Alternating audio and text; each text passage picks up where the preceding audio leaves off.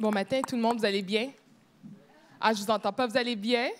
Excellent. On va avoir beaucoup de plaisir aujourd'hui. Vous avez remarqué, j'ai un accent différent. Je viens du Québec, de Montréal. On est une délégation de 40 personnes à venir participer au Web Today. Donc, c'est vraiment un honneur pour moi d'être avec vous aujourd'hui.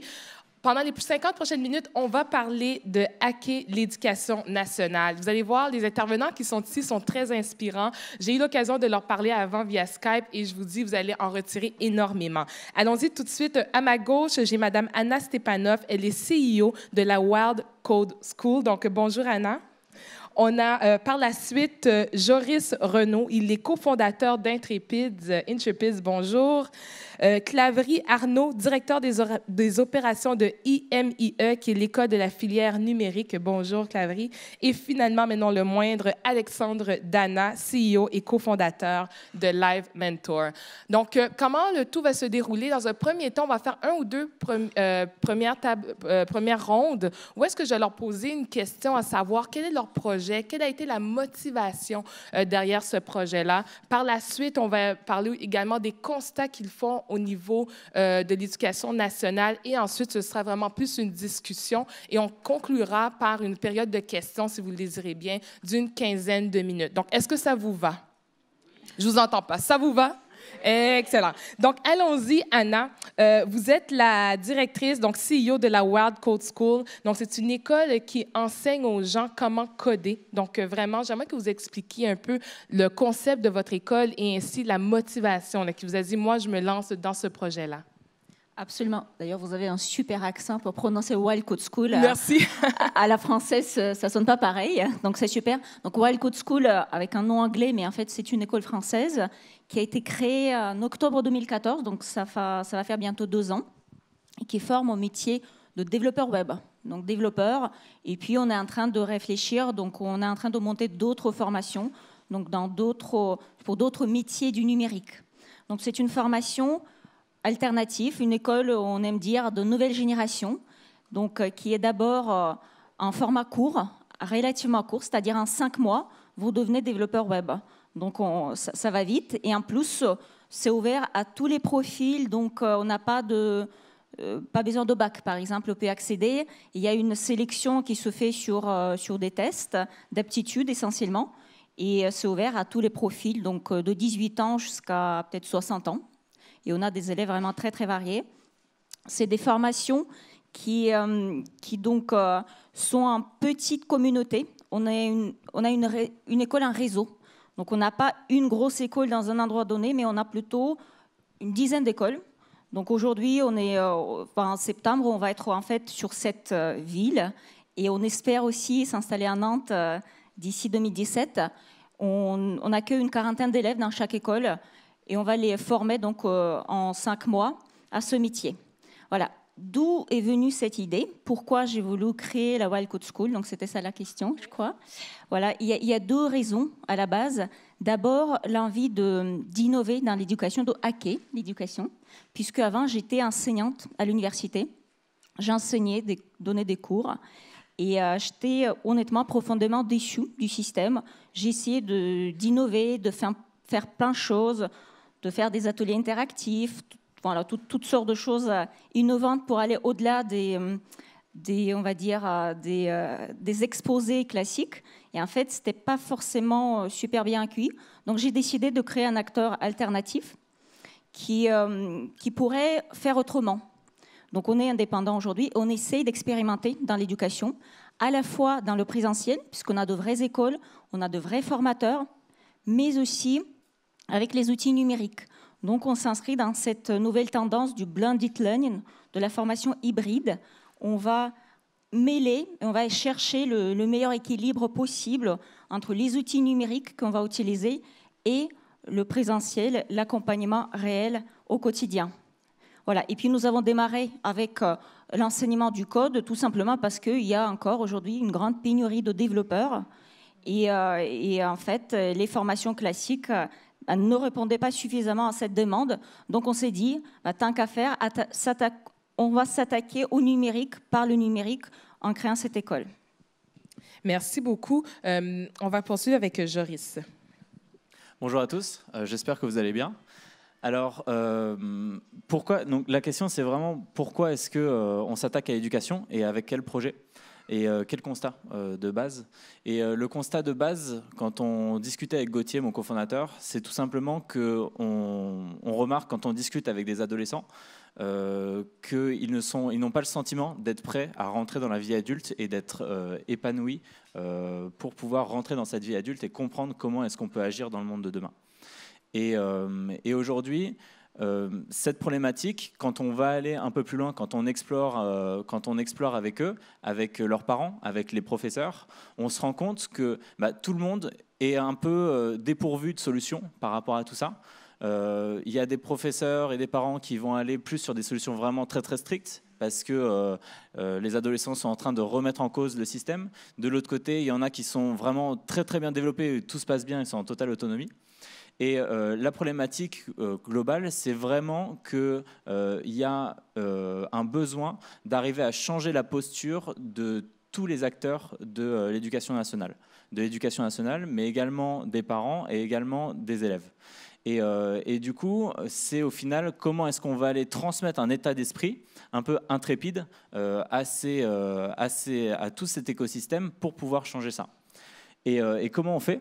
Tout simplement, on a commencé par explorer. On a exploré, on est allé voir des adolescents et on a fait des ateliers avec eux pour pouvoir travailler sur quelle est ton intention. Qu'est-ce que tu aimerais explorer si demain, tu avais le cadre pour pouvoir le faire. Et on s'est rendu compte que ça marchait super bien. On s'est rendu compte qu'en faisant des expériences qu'on appelle immersives, par exemple aller partir en voyager 2 semaines, ou ne serait-ce qu'avoir un cadre à côté de chez soi qui vous permette ça, ça fonctionne.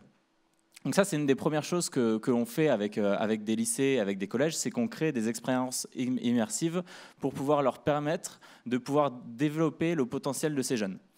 Et quand on discute avec les professeurs, on se rend compte que beaucoup de professeurs, donc on a l'habitude de taper sur l'éducation nationale, à dire « Ah là là, c'est pas bien, il faudrait réformer tout ça et tout ça ». Mais on se rend compte qu'il y a énormément de professeurs, d'enseignants, qui sont des petits bijoux, des perles, qui sont en train toujours d'aller chercher à innover, d'aller chercher à développer le potentiel de leurs élèves, de ces adolescents, que ce soit au collège, lycée, primaire, etc. Et au final, qu'ils se retrouvent également dépourvus parce qu'il leur manque des petites briques sur comment est-ce qu'on met un peu d'ateliers de créativité dans le quotidien, comment est-ce qu'on va aller développer le creative thinking. Et au final, on se rend compte qu'ils sont vraiment dépourvus de comment est-ce qu'on va aller développer le potentiel de nos élèves. Et c'est là-dessus où aujourd'hui on lance un programme qui s'appelle EduVoices. Vous pouvez regarder sur internet eduvoices.com, qui est un programme totalement gratuit qui va leur donner des clés petit à petit pour pouvoir permettre de développer le potentiel de leurs élèves et pouvoir développer leur propre potentiel. Et l'idée, et là on travaille un peu sur de l'ingénierie pédagogique également, l'idée n'est pas de faire de la formation vraiment top-down avec Intrépides à le savoir, on va vous donner un programme EduVoices et tout ça, mais c'est de comment est-ce qu'on va aller créer une communauté active qui est déjà en fait très active sur notamment Twitter. C'est vraiment la salle des profs du numérique. La salle des profs un peu innovant. Comment est-ce qu'on va aller créer une communauté active qui va aller partager les bonnes pratiques et partager ce qu'ils savent et ce qu'ils tentent tous les jours. Donc voilà un peu le parcours. Merci beaucoup. Très intéressant. Donc Clavry, à votre tour. Bonjour, donc je suis directeur des opérations à l'IMIE, l'école de la filière numérique. Nous avons aujourd'hui 6 campus dans 6 villes différentes. Alors, je suis un peu gêné par rapport au thème hacker l'éducation nationale, parce que l'IMIE ne s'est pas créé en fait contre l'éducation nationale, mais à partir d'un constat de personnes qui travaillaient dans le milieu informatique numérique et qui ne trouvaient pas en fait les compétences dont elles avaient besoin. Ça a été créé en 2009, vous voyez, c'était assez récent, avec une première session de formation avec 13 stagiaires. Et à la rentrée 2016, on sera à peu près 1300 stagiaires, enfin, stagiaires ou apprenants. Donc, vous voyez la progression. L'IMIE, c'est quoi ? C'est des formations post-bac, toutes de niveau 3, 2 et 1, donc bac plus 2, bac plus 4, bac plus 5, sur lesquels en fait on s'est basé plutôt sur l'envie des personnes à travailler dans ce domaine, l'esprit d'initiative et beaucoup de savoir-être. Puisque les entreprises ne trouvaient pas leurs compétences, non pas forcément qu'elles n'avaient pas les bons techniciens, mais elles n'avaient pas forcément les bonnes personnes techniques capables de tenir un poste face à un client, face à d'autres collègues en équipe. Donc, nos exigences sont à la fois techniques et comportementales, on va dire. Donc, on accepte tout type de public, y compris des publics assez éloignés de l'emploi, parce que, alors, de l'emploi ou un peu, on va dire, en marge, j'allais dire, des cycles de formation classiques ou de l'emploi. Pourquoi ? Bon, parce qu'ils ont été, à un moment donné, fragilisés dans leur parcours scolaire, parce qu'ils n'avaient peut-être pas l'intelligence, je parle de l'intelligence, ou le type d'intelligence qui est valorisé au sein de l'éducation nationale. Ce n'est pas un reproche, c'est un constat. Et nous, on va essayer de mettre en place différentes modalités d'apprentissage qui mobilisent différentes intelligences. Donc, on va passer souvent de la technique à la pratique, au concept, mais en mariant tout ça, pour permettre en fait à chacun de pouvoir apprendre avec son mode d'intelligence. Voilà, donc on a des formations aussi dans labellisée grande école du numérique, donc orientée pour des publics dans des quartiers dits difficiles, pour effectivement aussi participer et aller chercher des talents là où il n'y en a pas. J'ai travaillé précédemment dans une société qui était éditeur, intégrateur de logiciels, et mon meilleur développeur, il n'avait pas le bac. Voilà. Il était meilleur que l'ensemble des développeurs qui étaient sortis d'école d'ingénieurs. Voilà. Alexandre. Donc ouais, bonjour à tous. Donc moi, je m'appelle Alexandre Dana, j'ai 27 ans, je suis le fondateur de Live Mentor. Live Mentor, c'est un site d'éducation en ligne et en direct. Moi, j'ai créé ce site donc, pendant mes études. Il y a 4 ans, j'ai intégré une école de commerce et j'ai rien appris. Je m'ennuyais beaucoup. Et du coup, ma mère, qui vient pas du tout de ce monde-là, qui était trapéziste, comprenait pas trop ce que je faisais de mes journées, m'a dit de trouver une autre occupation. Et donc, j'ai commencé à donner des cours. Et donc, je donnais des cours particuliers à domicile, en économie surtout, en mathématiques aussi, un peu partout dans Paris.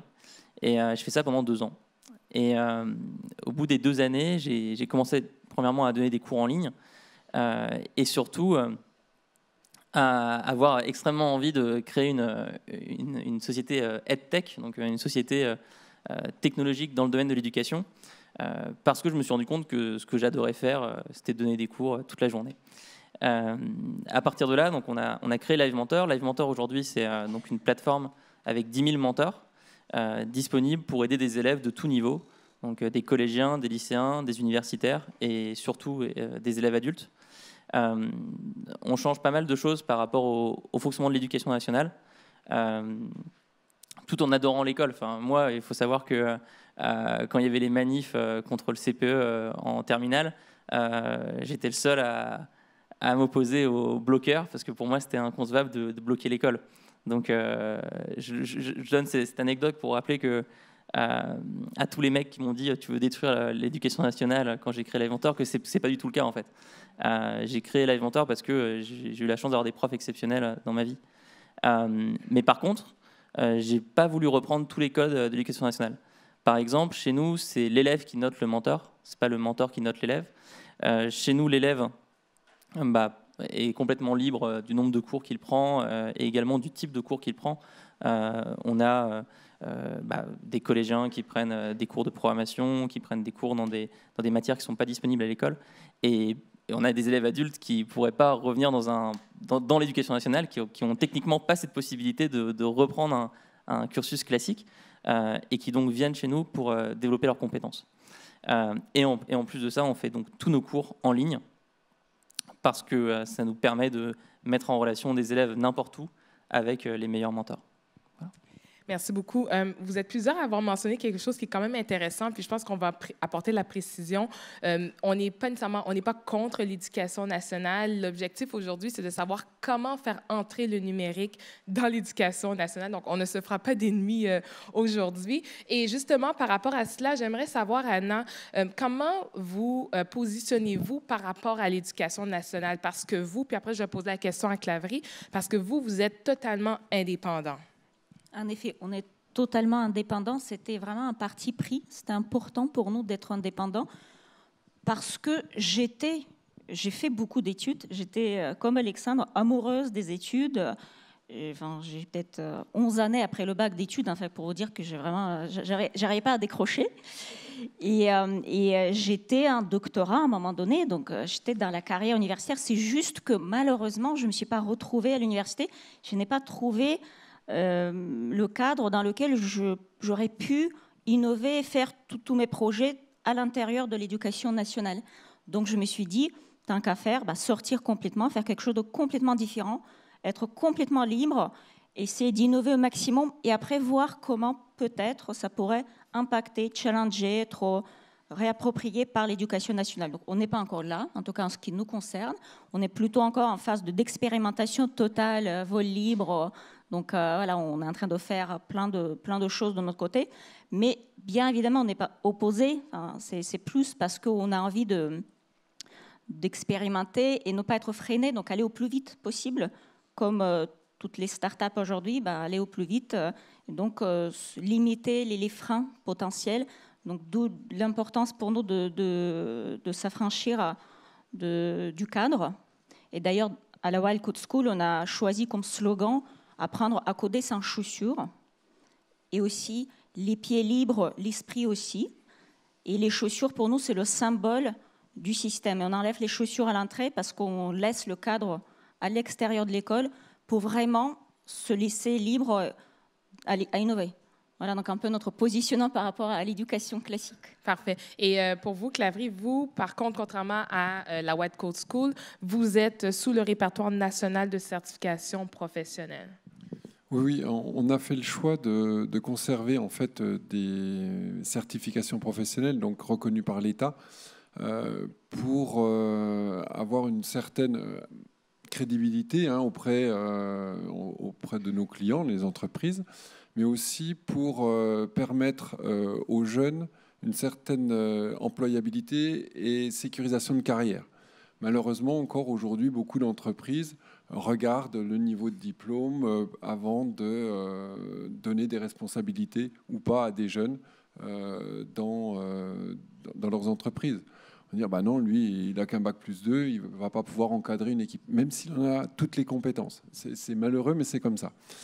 Donc, par contre, on est sur des certificats professionnels qui parlent en termes de compétences. Donc, ce qui nous permet, nous, après, d'avoir une assez grande liberté dans la mise en œuvre. C'est-à-dire que si on dit, voilà, on doit maîtriser un langage orienté objet, on ne précise pas le langage, etc., ce qui nous permet de nous adapter aussi au bassin d'emploi. On ne fera peut-être pas le même langage à Nantes qu'à Rennes ou à Laval, où on est plutôt orienté sur la réalité virtuelle et la réalité augmentée.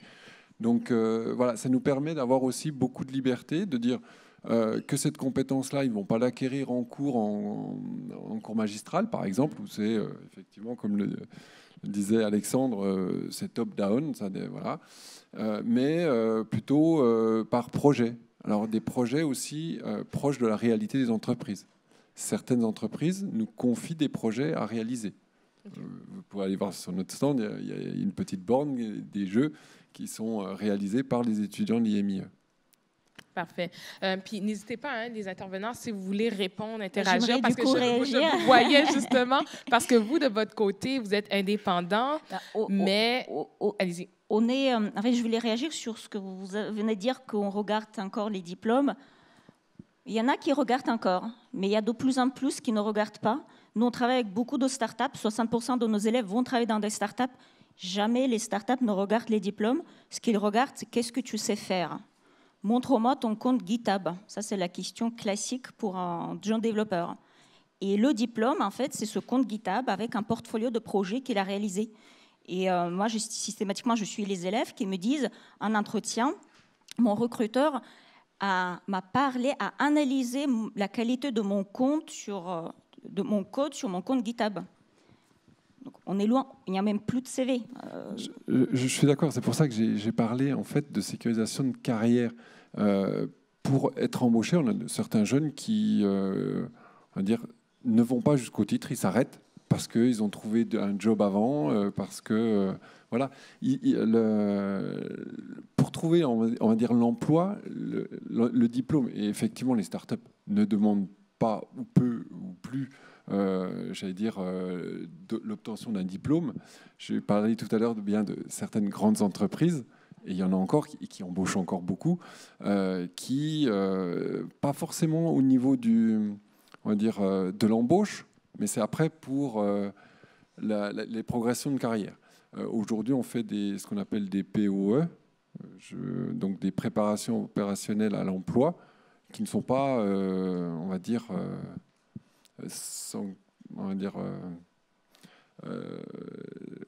sanctionnés, voilà, par un titre ou par un diplôme quelconque. Et la plupart, 80-90%, sont embauchés par les entreprises. Voilà. Intéressant. J'aimerais vous entendre. Oui, Alexandre, allez-y. Enfin, moi, le thème sur lequel je peux témoigner, le thème sous-jacent, c'est le rapport qu'a le ministère de l'Éducation nationale avec les startups EdTech. Moi, je vais vous expliquer très clairement comment ça se passe. Genre 3 fois par an, il y a un type au ministère qui se dit on va organiser une sorte de foire, de one-man show. Donc, ils en choisissent un, ça peut être moi, ça peut être vous, ça peut être... Et puis, ils disent de venir au ministère. Il y a 24 personnes dans la salle. Il y a une présentation de chacun. Déjà, il y a 2 heures qui sont passées. Puis ensuite, vous racontez votre truc pendant 2 heures. Puis après, c'est fini. Voilà. Donc, je crois que là, c'est même pas une question d'éducation, c'est une question vraiment de démocratie. Hein. Je pèse mes mots.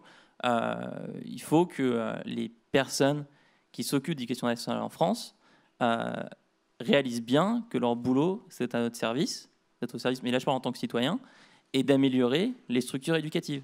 Et c'est pas à moi de venir vers eux, en fait. C'est à eux de venir me voir. Donc, tout le monde peut trouver mon mail. J'attends qu'ils me contactent, mais je pense que ça n'arrivera jamais. Et c'est la même chose pour nous 3 ici. C'est pourquoi est-ce qu'il y a aussi peu de collaboration entre les startups et le ministère? C'est premièrement parce qu'on ne vient pas nous voir vraiment. Et deuxièmement, que les temps d'action sont beaucoup trop différents. On va beaucoup plus rapidement qu'eux. Voilà. Et justement, tout à l'heure, il y avait la ministre Axelle Lemaire, la secrétaire d'État chargée du numérique, qui a mentionné que les startups, vous faites partie de ce changement au niveau de la nouvelle révolution industrielle, que c'est important que vous soyez là, qu'on ne veut pas vous freiner. Donc, qu'est-ce que vous avez à dire par rapport à, par rapport à cette phrase-là? Je ne sais pas, qu'elle prenne mon numéro et qu'elle m'appelle. Enfin, non, mais on lui prend le message. Je pense que c'est enregistré ici. Ça me fait beaucoup rire ce genre de discours parce que dans ce que je faisais avant, je travaillais à The Family et on a l'habitude de beaucoup échanger. Peut-être expliquer The Family, c'est une société d'investissement qui va aller fournir toute une infrastructure autour des startups pour les accompagner justement à développer leur startup en leur fournissant de l'éducation, des privilèges et un accès au capital. Et du coup, The Family se positionne vraiment en discussion et en pédagogie, en position vraiment de pédagogue auprès des pouvoirs publics, mais également des grandes institutions, des grands groupes et des startups.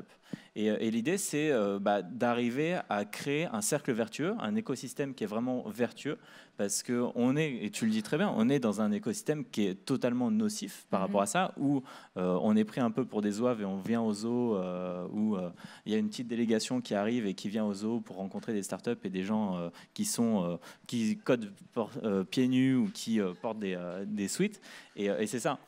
Et en fait... moi, je réagis par rapport à des projets de loi qu'il y a en ce moment sur l'éducation nationale, qui se rendent compte qu'il y a beaucoup en ce moment de projets de nouvelles écoles, d'écoles privées hors contrat, et qui est en train justement de serrer la vis et de passer des projets de loi justement pour pouvoir garder la main sur ces écoles qui, au final, vont vachement plus vite, proposent une pédagogie qui est centrée sur l'individu et qui répond aux besoins actuels, notamment en compétences, mais bien plus jeunes, que ça soit en maternelle ou en primaire. Et aujourd'hui, on se rend compte que on a un pouvoir régalien qui est en train de serrer la vis parce qu'il est en train de perdre le contrôle. Et là-dessus, pareil, échangeons, discutons, arrêtons de réinventer des choses et arrêtons d'avoir des idées, mais rentrons dans le concret et travaillons ensemble. Mais je ne pense pas qu'on ait besoin de travailler ensemble pour pouvoir avancer de notre côté. Donc voilà. Oui, Anna. Moi, j'aimerais parler de 3 tendances que moi j'observe dans l'éducation qui sont très radicales à mon sens. Et malheureusement, justement, on ne voit pas du tout l'éducation nationale venir et même peut-être se rendre compte de ces tendances. La première tendance, c'est le raccourcissement des parcours. En fait, je ne sais pas si vous réalisez, parce qu'en fait, dans l'enseignement supérieur, j'entends aujourd'hui encore dire des gens que les études se prolongent. Les étudiants veulent faire de plus en plus d'études. On ne se contente plus d'un bac plus 2, bac plus 3, on va faire un bac plus 5. Si on peut faire un doctorat, c'est un mieux. Et après, on a plein de docteurs qui se retrouvent au chômage. Moi, j'ai Marie qui est maître de conférence en anthropologie, qui me dit pour un poste au CNRS en anthropologie, il y a 130 candidatures. Personne doctorant en anthropologie. Est-ce qu'on a besoin en France de 130 docteurs en anthropologie? Voilà. Il y a plein d'autres domaines où le système pousse vers de plus en plus d'études, vers la carrière universitaire. Or, il n'y a pas de débouché à l'université. Et même, j'ai envie de dire, en fait, les métiers, je pense, ne demandent pas forcément de plus en plus de compétences. Je ne pense pas que cette course, cette inflation des diplômes est justifiée. Je pense que c'est plutôt les formations qui deviennent de plus en plus inadaptées. Donc, l'étudiant à bac plus 3, il se dit, en fait, je ne suis pas prêt pour affronter le monde du travail. Donc, je vais faire un bac plus 5, ça se trouve, ça serait mieux. Et bac plus 5, c'est dit, en fait, non, je ne suis toujours pas prêt. Si je peux, je fais un doctorat. Et puis, après, il n'y a plus de choix. Et en fait, déjà, il y a un coût colossal pour la société. Une année d'un étudiant à l'université, on pense que c'est gratuit, mais ça coûte 11 000 € pour l'éducation nationale, enfin pour l'État. Donc, ça coûte très cher. Et cette inflation des diplômes coûte très cher. Or, en réalité, on n'a pas besoin d'aller aussi loin dans les études. Preuve que nos écoles qui proposent des formations beaucoup plus courtes, en fait, les élèves derrière, ils trouvent de l'emploi et même ils sont plébiscités par les recruteurs parce que c'est centré sur les compétences, comme on parlait tout à l'heure. Et même dans le numérique, dans le code, ça devient presque une aberration de faire des études longues. Je veux dire une chose très simple, la technologie qu'on a appris en première année, en 5e année, elle va forcément être obsolète. Donc, ça ne sert à rien. Et en général, ce qu'on va faire au bout de 3 années après la fin des études, ça n'a plus rien à voir avec, ou plus ou moins, ce qu'on a appris. Et comme Alexandre a dit, de toute façon, on n'apprend pas grand-chose dans une école de commerce ou autre. Je ne vais pas critiquer tous, mais il y a quand même une tendance assez majeure là-dessus. Je pense qu'il y a une vraie demande de raccourcir les cursus. Et donc nous, notre projet de la Wild Code School est dedans. Donc 5 mois, ça suffit pour devenir développeur. Oui. On ne veut pas faire des formations plus longues. Mais ça, on s'entend que c'est pour certains domaines. Comme on en parlait un peu avant, c'est comme pour le domaine du numérique. Et j'aimerais, avant que vous poursuiviez sur les autres tendances, relancer Claverie, parce que justement, vous, à l'IMIE, vous faites une immersion de vos jeunes vraiment pour qu'ils touchent à la réalité et ne pas être juste collés sur la théorie par rapport à ce que Madame disait ici. Oui, alors... Par rapport aux formations, effectivement, il y a des formations courtes. Quand je disais des POE, c'est 57 jours. Vous voyez, c'est relativement court.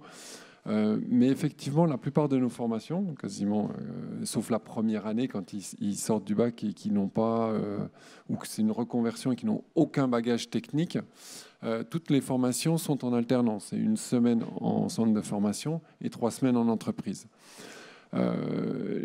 Donc, effectivement, à l'issue de leur formation, au bout d'1 an, 2 ans, ils se sentent déjà nettement plus prêts pour affronter le monde du travail ou l'entreprise, puisque à 75% de leur temps, ils y étaient en entreprise. Donc ils ont compris les problématiques d'une entreprise, ils ont compris comment ils ont acquis leur code aussi. Parce que le code qu'on apprend dans l'enseignement supérieur n'est pas du tout le même que le code en entreprise. Dans l'éducation nationale ou l'enseignement supérieur, on apprend à poser des questions, à poser des problèmes, d'accord, avec thèse, antithèse, etc. En entreprise, on cherche plutôt des solutions. Moi, si j'ai un collaborateur qui me remonte un problème, je dis non, ça ne m'intéresse pas. Je préfère qu'il m'apporte des solutions. Donc, et c'est ça aussi qu'on leur apprend. C'est effectivement, on peut rencontrer un certain nombre de difficultés, mais leur job, c'est d'apporter des solutions. Et ça, c'est ce que recherchent les entreprises. Avoir des personnes capables d'être autonomes dans un certain cadre de responsabilité. Il ne faut pas faire n'importe quoi, mais au moins ils apprennent aussi à lire, j'allais dire, entre les lignes, parce que définir une responsabilité, c'est pas toujours évident, parce que ce sera surtout tu n'as pas le droit de faire ça, tu n'as pas le droit de faire ça. C'est ça, mais voilà, c'est compliqué. Donc on leur donne à peu près un périmètre relativement flou, souvent en entreprise, de responsabilité, mais eux, ils vont apprendre à le décoder et à agir, à jouer dans leur terrain de jeu. Pour rebondir par rapport à votre question, un peu par rapport à Axel Lemaire, je trouve qu'en France, on souffre beaucoup de cloisonnement. On a l'éducation avant le bac, après le bac. On a la formation professionnelle, on a la formation continue, on a etc., etc. On a l'apprentissage d'un côté, on a le contrat pro de l'autre, on a, etc., les périodes de pro. Et donc tout ça ne permet pas une certaine lisibilité et effectivement n'encourage pas non plus forcément les jeunes à dire, ben voilà, j'ai un certain nombre d'acquis, de compétences, d'envie, je vais travailler et de toute façon, je pourrai revenir, apprendre, me former tout au long de ma vie, sans difficulté, etc., et changer de métier aussi. Aujourd'hui, se dire que, surtout dans le monde du numérique, qu'on va être toute sa vie développeur logiciel, par exemple, on en forme, hein.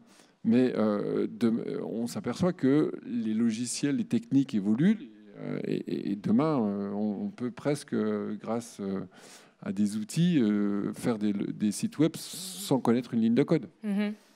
Intéressant. Voilà. Il y a aujourd'hui des logiciels qui créent leur propre ligne de code pour répondre à des problématiques qu'ils rencontrent. Donc, on n'aura plus besoin de développeurs, entre guillemets. Oui. Mais voilà, mais on aura besoin d'autres métiers. Oui. Donc, aujourd'hui, effectivement, comme disait Madame, Anna, former quelqu'un sur 5 ans, 6 ans, 7 ans ou 8 ans, c'est pas toujours cohérent. Oui.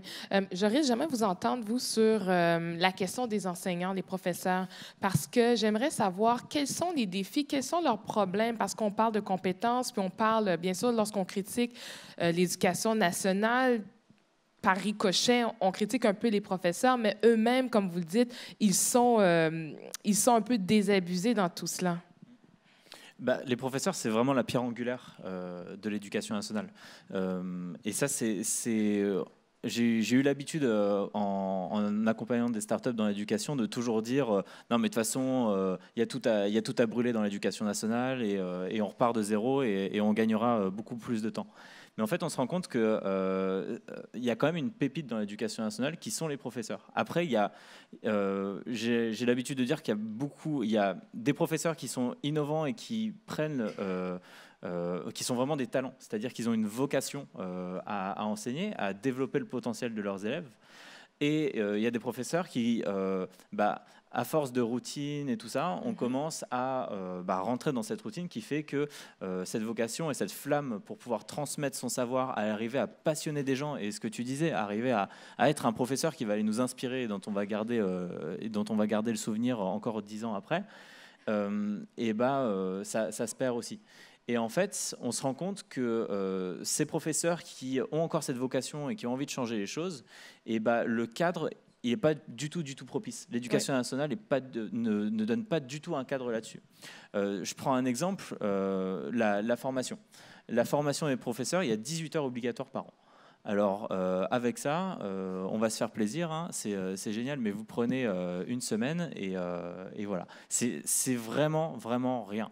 Et pourquoi est-ce que des professeurs n'auraient pas envie de se former sur du code, sur plein de choses, sur comment est-ce qu'on intègre le numérique à l'éducation nationale?